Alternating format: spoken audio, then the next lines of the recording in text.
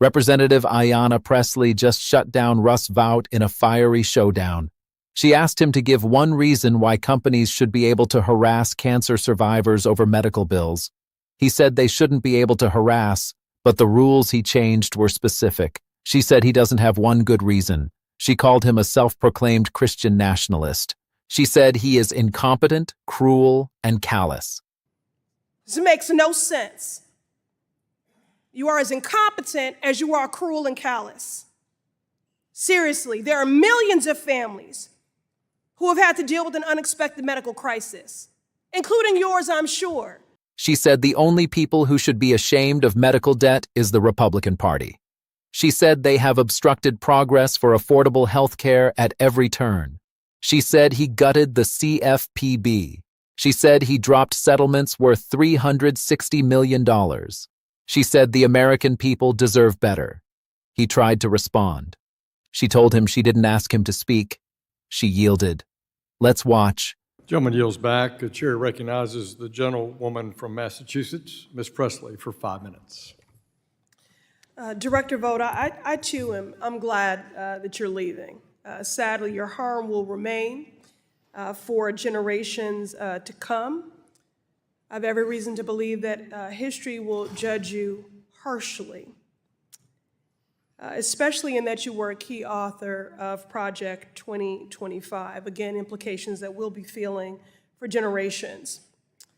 Like this, $500 billion. Director Vought, that's how much medical debt Americans hold. In fact, many families have medical debt over $50,000. Now, that may not be a lot of money to Republicans like Trump, who, quote, don't think about Americans' financial situation. But that is a lot of money for most people. This is debt people accumulated during the most challenging times in their lives, like battling cancer or recovering from an accident. The Consumer Financial Protection Bureau, under Biden, issued rules making sure that medical debt would not be reported on credit reports and put guardrails around how that debt can be collected. Common sense things, like companies not being able to come after you for bills you've already paid. Now, to be clear, these kinds of protections were supported by families throughout the country, Director Vought, in rural communities, in urban communities, in suburban communities, and in Democratic and Republican districts. But Director Vought, you took that away when you rescinded those rules. Director Vought, give me one reason why companies should be able to harass cancer survivors to collect more than they owe for a medical bill. Well, they shouldn't be able to harass, and we have laws on the books but the rules that we changed were specifically— Give me one good reason. You rescinded the rule where medical debt would not have been reported because the statute on credit didn't allow reports. it. Give me what, you don't have one good reason. Moving on. The statute literally there said the is reverse. not one good reason. You claim, you avow that you are a self-proclaimed Christian nationalist, so I'm sure you spent some time in Sunday school. That's a pejorative. I'm sorry, did you happen upon a scripture that said, thou shalt make their neighbor poorer, hungrier, sicker, and less safe? That's actually what you've done. I didn't ask you to speak. This makes no sense. You are as incompetent as you are cruel and callous. Seriously, there are millions of families who have had to deal with an unexpected medical crisis, including yours, I'm sure. Because cancer and illness do not discriminate. They don't care how fat your wallet is or what your zip code is. Everyone has been faced with some unexpected crisis that interrupted their life and destabilized their financial future, carrying the burden of caregiving, carrying the burden of sleepless nights, carrying the burden of debt unpaid, medical bills. But what upsets me most, please look at me, what upsets me most is the shame that people carry about that debt. So let me be clear to families throughout the country. The only people who should be ashamed of medical debt is the Republican Party, because they have obstructed progress for affordable health care at every turn. And then they rescinded the rule that would have given you some relief. Would the gentlelady yield? I will not. This is my time. Would the gentlelady yield? I will not yield. This is my time. And he's on his way out the door, and he needs to know exactly the harm he's caused. But the American people deserve to know. Talk about Obamacare. I will not yield. It's Ms. Pressley's time. Why are you speaking to me when I didn't yield to you? Director Vought, you have gutted the CFPB. You have dropped settlements the CFPB brought against predatory companies that were supposed to provide relief to customers. $360 million to help people gone. Americans are in dire need of financial relief, but Trump and his co-conspirators, his cult of co-conspirators, are making life worse for everyday people, and I mean everyone. Women, the disabled, young people, seniors, veterans, immigrants, and especially people of color who are most burdened by debt and predatory collection and reporting practices. That is exactly why I introduced legislation to stop you from hurting people, like getting rid of consumer protections related to medical debt. The American public deserves better. They deserve better than you.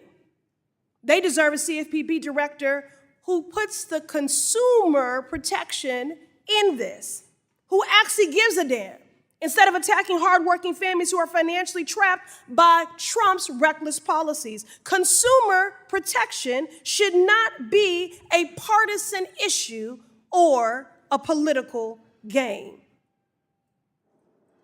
You have dedicated your career to helping corporations get richer, making families sicker, hungrier, poorer, and less safe, and there is nothing the gentleman Christian from Tennessee, about Mr. that. Rose, for 5 minutes. Mr. Rose, you're recognized. Thank you, Chairman Hill, and thank you, Ranking Member Waters, for holding this important hearing. And Director Vought, thank you for being with us today. Director Vought, if you'd like, I'd like to give you a little bit of time to respond to the attack on your Christian faith. No need to. She's using pejoratives that the other side continues to use. That's okay. Well, thank you. And again, thank you for being here with us today. Director Vought, one of the recurring concerns surrounding the CFPB's small business lending rule implementing Section 1071 of the Dodd-Frank Act has been the privacy implications associated with collecting and publishing detailed information regarding small business credit applicants. While Congress directed the CFPB to collect certain information, it did not adequately protect against the unnecessary public disclosure of information that could reveal sensitive details about individual businesses or their owners.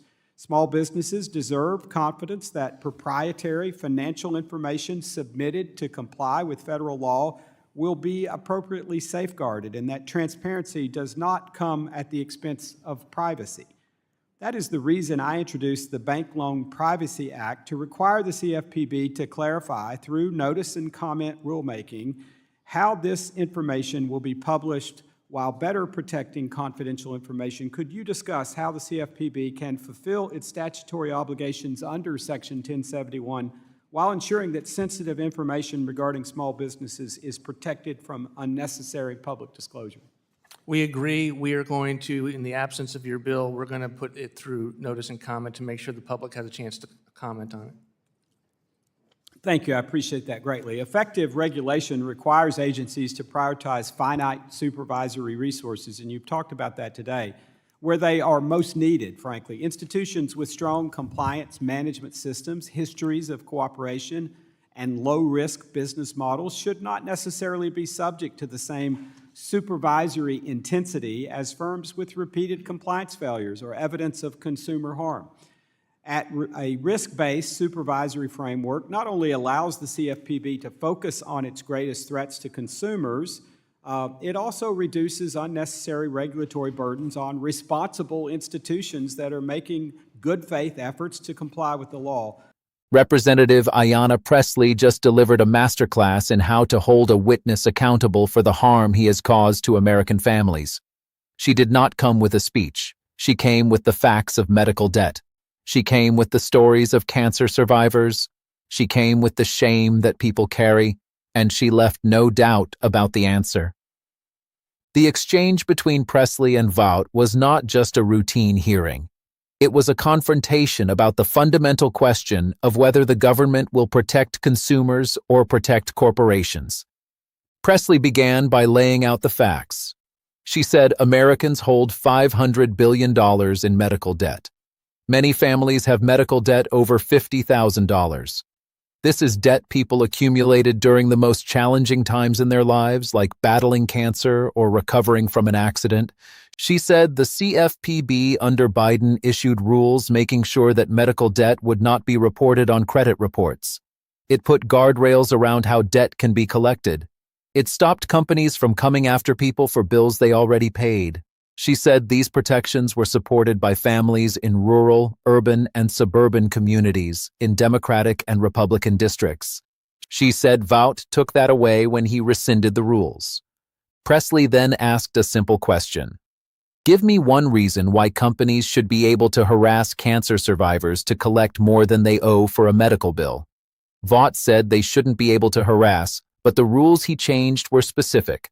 Pressley said he doesn't have one good reason. She said he rescinded the rule where medical debt would not be reported on credit reports. She said he doesn't have one good reason. Vought said, moving on. He said statute is not one good reason. Pressley said he is a self-proclaimed Christian nationalist. She asked if he found a scripture that said, "Thou shalt make their neighbor poorer, hungrier, sicker, and less safe." She said that is what he has done. She told him she didn't ask him to speak. She said he is incompetent, cruel, and callous. Pressley then turned to the shame of medical debt. She said millions of families have dealt with an unexpected medical crisis. She said cancer and illness do not discriminate. She said everyone has been faced with something that interrupted their life and destabilized their financial future.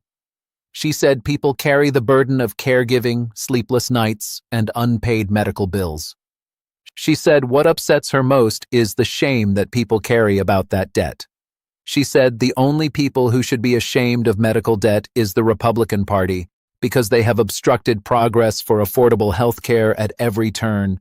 Vought asked if she would yield. She said she would not. She said this is her time.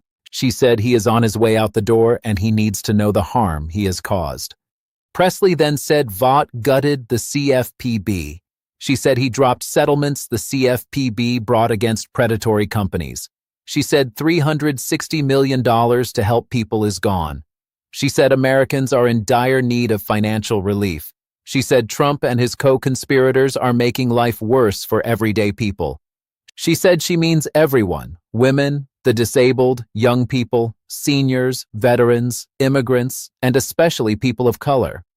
She said she introduced legislation to stop him from hurting people. She said the American public deserves better. She said they deserve a CFPB director who actually gives a damn instead of attacking hardworking families. She said consumer protection should not be a partisan issue. She said he has dedicated his career to helping corporations get richer and making families sicker and less safe. Pressley's argument is devastating. She did not need to prove that Vought is wrong. She only needed to show that he is hurting people. She showed that he rescinded protections for medical debt. She showed that he dropped settlements worth $360 million. She showed that he is making life worse for everyday people. She showed that he is incompetent, cruel, and callous. She showed that he has no good reason for what he has done. Vaught's defense was weak.